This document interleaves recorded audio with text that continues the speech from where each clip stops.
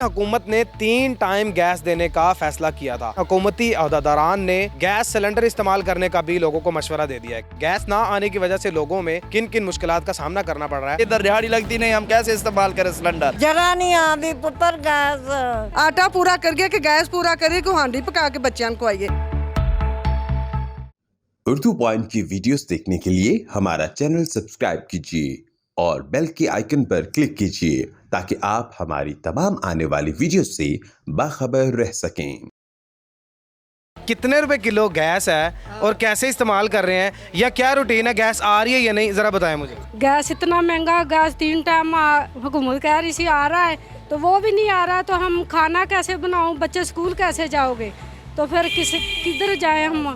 इतनी स्टोरों में जाते हैं तो इतनी महंगी चीज़ें। नहीं तुसी दसो गैस आ रही है? ना जी कोई गैस नहीं। आती नहीं गैस, आती नहीं, जरा नहीं आती पुत्र गैस। मैं तो ये आनी हुकूमत है ना जेड़ी ये तो ले ही जाए तो चंगा। ये आटा महंगा, जेड़े गरीब ने तो मैंने ये पहले दस लैके खाना है वो कितों खाए। की करन दिहाड़ीदार जिस लोगों को हर शय तो महंगाई है तो दिहाड़ीदार की करन।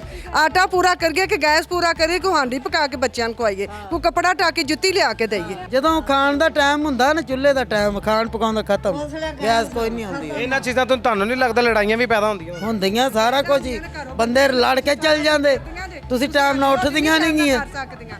ਤੇ ਹਾਂਡੀ ਰੋਟੀ ਕੇ ਗੈਸ ਆਵੇ ਤੇ ਹਾਂਡੀ ਰੋਟੀ ਕਰੀਏ ਤੇ ਗੈਸ ਹੀ ਨਾ ਆਵੇ ਤੇ ਹਾਂਡੀ ਰੋਟੀ ਕਿੱਥੋਂ ਕਰੀਏ। ਤੇ ਬੰਦਿਆਂ ਨੇ ਤਾਂ ਫਿਰ ਲੜਨਾ, ਜਿਨ੍ਹਾਂ ਨੂੰ ਟਾਈਮ ਨਾਲ ਰੋਟੀ ਨਹੀਂ ਪੱਕੀ ਮਿਲਣੀ, ਬੰਦਿਆਂ ਲੜਨਾ ਨਹੀਂ ਤੇ ਹੋਰ ਕੀ ਕਰਨਾ। ਕਿੱਥੋਂ ਕਰੀਏ ਬੇਟਾ, ਸਿਲੰਡਰ ਕਿੱਥੋਂ ਇਸਤੇਮਾਲ ਕਰੀਏ। ਦਿਹਾੜੀਦਾਰ ਬੰਦਾ 500 ਰੁਪਏ ਦਿਹਾੜੀ ਲਿਆਂਦਾ, ਆਟਾ ਲਿਆਵੇ ਕਿ ਸਿਲੰਡਰ ਲਿਆਵੇ ਭਰਾ, ਤੇ ਕਿ ਘਰ ਦਾ ਖਰਚਾ ਲਿਆਵੇ, ਸਬਜ਼ੀ ਲਿਆਵੇ ਕਿ ਕਿਰਾਏ ਦੇਈਏ। ਬੱਚੇ ਵਿਚਾਰੇ ਸਕੂਲ ਜਾਂਦੇ ਨੇ, ਰੋਟੀ ਉੱਤੇ ਪਾਣੇ ਆ ਤਾਂ ਉਹ ਤਵਾ ਥੱਲੋਂ ਸਿਲੰਡਰ ਖਤਮ ਹੋ ਜਾਂਦਾ ਹੈ। ਸੂਈ ਗੈਸ ਨਹੀਂ ਆਉਂਦਾ ਪਿਆ, ਪਰੇਸ਼ਾਨੀਆਂ ਇਤਨੀਆਂ ਨੇ। ਪਾਣੀ ਗਰਮ ਕਰਨ ਵਾਸਤੇ, ਵਜ਼ੂ ਕਰਨ ਵਾਸਤੇ ਪਾਣੀ ਨਹੀਂ ਹੈ। हर चीज़ की महंगाई है। बच्चों का सुबह को नाश्ते का टाइम है, ये हुकूमत ने बहुत ज़्यादा जलील किया है। इन्ना कुछ जलील कर दिता, इंतहा किया है। सब्जियां पूरियां करिए, कपड़े पूरे करिए, आटा पूरा करिए, चीनी करिए, केड़ी चीज़ पूरी करिए। सिलेंडर का करा दे या बच्चों का करा दे, सब बंदियां को कुट खाइए, बच्चों को जलील होइए, किधर चले जाइए। बंद गैस तो सारा कुछ 1600 2000 3000 बिल तारन ते असीं रहना हैगा। साडी भी कोई जिंदगी है, साडी भी कोई लाइफ है, साडे भी बच्चे हैगे ने कि ओदा ना बिल है 70,000 रुपया उन्होंने बिजली का बिल, 14,000 रुपया वो गैस का बिल भेज दिया। 14,000 रुपए गैस का बिल आ गया, हालांकि गैस आती नहीं है। मकान वो किराए के है, मकान 8,000 किराया। ਕਿਰਾਏ ਤੇ ਕਿੱਥੋਂ ਕਿਰਾਇਆ ਭਰੀਏ, ਕਿੱਥੋਂ ਬੱਚਿਆਂ ਨੂੰ ਖਵਾਈਏ, ਇਹਨਾਂ ਦੀ ਜਾਨ ਨੂੰ ਪਿੱਟ ਕੇ ਰੋਈਏ। ਨਾ ਜੀ ਤੁਸੀਂ ਕਹਿ ਰਹੇ ਹੋ ਕਿ ਸਾਡੇ ਘਰ ਸਿਲੰਡਰ ਲੱਗਾ ਹੈ, ਸਿਲੰਡਰ ਤੇ ਰੋਟੀ ਪਕਾਉਂਦੇ ਉੱਥੇ ਹੀ ਪਕਾਉਣੇ 15 ਦਿਨ ਹੋ ਗਏ। 15 ਦਿਨ ਹੋ ਗਏ ਮੈਨੂੰ ਸਿਲੰਡਰ ਭਰਾਇਆ ਹੀ। ਮੈਨੂੰ ਵਹਾਓ ਸਿਲੰਡਰ ਕਿੱਥੇ? ਚੱਲ ਆ ਵਹਾਓ ਜ਼ਰਾ।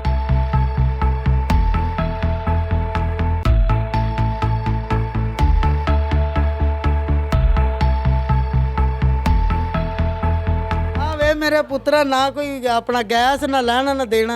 जे 1000 की भराई दी तो 4 दिन जाती, सिर्फ 2 टाइम हांडी रोटी होंगी पई बस। तो हम 1500 का बिल आ गया, 7000 गैस का, 32 का तारे तो 1500 रुपया इनका आ गया। कितने दिन जाती है ये आप भरवा? 4 दिन जाती, 1000 की भराई है तो 1000 रुपए की 4 दिन में खत्म। सिर्फ हांडी रोटी है बस, तो या चाह बनती, होर उत्थे की असीं करना कुछ भी नहीं। गैस सस्ती होनी चाहिए या की होना चाहिए? सस्ती होनी चाहिए पुत्र। 200 ਤੇ 20 ਰੁਪਏ ਕਿਲੋ ਗੈਸ ਹੈਗੀ ਜਿਹੜੀ ਭਰਾ ਕੇ ਲਿਆਂਦੀ। 1000 ਦਾ ਸਿਲੰਡਰ ਪਰਵਾਨੇ 3 ਦਿਨ ਨਹੀਂ ਕਰਦੇ, ਨਾ ਪਾਣੀ ਗਰਮ ਹੁੰਦਾ, ਜੇ ਚਾਹ ਉੱਤੇ ਰੱਖੀ ਤਾਂ ਥੱਲੋਂ ਸਿਲੰਡਰ ਖਤਮ ਹੋ ਜਾਂਦਾ। ਕਿਹੜੀਆਂ ਅਸੀਂ ਪਰੇਸ਼ਾਨੀਆਂ ਦੂਰ ਕਰ ਗਏ। ਅਸੀਂ ਕਿਹੜੀ ਮਿਹਨਤ ਕੀਤੀ ਇਸ ਖਾਣ ਪੀਣ ਵਾਸਤੇ। ਕੋਈ ਨਹੀਂ, ਨਾ ਅਸੀਂ ਸਾਨੂੰ ਨਾ ਦਿਨ ਸਕੂਨ ਹੈ ਨਾ ਰਾਤ ਸਕੂਨ ਹੈ। ਅਸੀਂ ਇਹ ਜੀ ਹਕੂਮਤ ਦਾ ਕੀ ਕਰਨਾ ਹੈ। ਸਿਲੰਡਰ ਇਸਤੇਮਾਲ ਕਰ ਰਹੇ ਹੋ? हाँ जी सिलेंडर इस्तेमाल कर रहे हैं।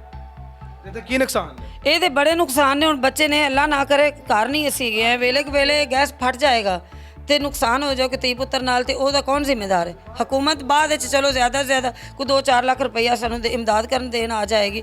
ਉਸ ਇਮਦਾਦ ਨੂੰ ਅਸੀਂ ਕੀ ਕਰਨਾ? ਸਾਡਾ ਜੀਤ ਨਹੀਂ ਨਾ ਵਾਪਸ ਆਏਗਾ। ਅਸੀਂ ਤੇ ਇਹ ਕਵਾਂਗੇ ਕਿ ਮਿਹਰਬਾਨੀ ਉਹਨਾਂ ਦੀ ਕਿ ਸਾਡਾ ਗੈਸ ਚੱਲਣ ਦੇਣ।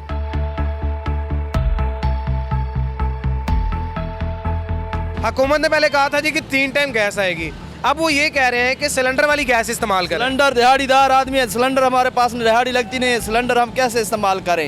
हम खानेवाल से आए मजदूरी करने के लिए, इधर दिहाड़ी लगती नहीं, हम कैसे इस्तेमाल करें सिलेंडर? ये 220 रुपये किलो है। 220 रुपये किलो? हाँ जी, और बड़े परेशान हैं कि पहले 110 रुपये किलो थी, तो गुजारा बिल्कुल ठीक था।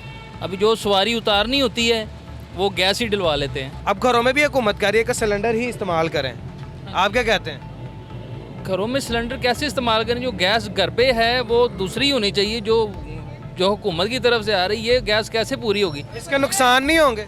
नुकसान ही है, नुकसान ही। अगर ख़राब गैस हो तो हमारे दिमाग को चढ़ जाती है, ये इतना बुरा हाल होता है, उल्टियाँ आनी शुरू हो जाती हैं।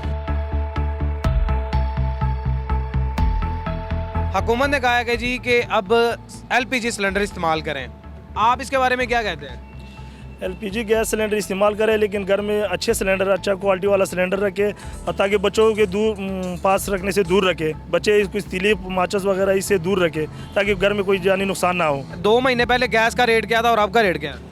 2 महीने पहला रेट था इनका 115, 120 ये रेट चल रहा था। अब 210, 215 रुपये रेट चल रहे, 200 भी कई जगहों पे 200 रुपये रेट चल रहे। तो आप कितने की बेच रहे हैं? हम 210, 215 रुपये किलो बेच रहे हैं। 210, 215 रुपये की आप बेच रहे हैं? जी जी सर। तो ज़्यादातर आपसे कौन से लोग लेके जाते हैं? रिक्शा वाले, रेस्टोरेंट्स वाले या घरों वाले? सर सारे आते हैं, घरों वाले भी आते हैं और रिक्शा वाले भी आते हैं, रेस्टोरेंट वाले भी आते हैं। आपके पास इसलिए मैं आया हूँ क्योंकि हमें पता ये चल सके कि क्या वाकई गैस की शॉर्टेज है या लोग झूठ भी बोल रहे हैं। गैस की शॉर्टेज तो आ रही है सर, घरों में गैस कम आ रहे हैं, लोग एलपीजी गैस लेने पे मजबूर है। आपको कोई बेनिफिट हुआ इसके महंगा होने से या कोई बढ़ने से? सर बेनिफिट, कामरूबार बिल्कुल टप हो गया। जहाँ भी रिक्शे वाले मसलन 200 रुपये का गैस बाल रहा था, हमारा 5-10 रुपये बचता था, अब रिक्शे वाला भी फजूल नहीं घुमा सकते, इतना फजूल खर्ची अब नहीं कर रहे, बहुत फ़र्क पड़ गया। रिक्शा वालों ने तो किटें वगैरह चेंज नहीं करवा ली, पेट्रोल पे ले गए अब तो? सर पेट्रोल पे ले गए, पेट्रोल पे बढ़ गया, पेट्रोल का रेट अब तकरीबन 147 रुपये पेट्रोल का रेट हो गया। हाँ, तो क्या कहना चाहते हैं जो लोग देख रहे हैं उनको कि वो आपसे आके एलपीजी भरवाएं या फिर हुकूमत से कहेंगे कि जी थोड़ा तरस खाएं? सर हुकूमत से दरख्वास्त है कि एलपीजी पे थोड़ा तरस करें, गरीब लोग हैं, गरीब लोग, ताकि सहूलत मिल जाए।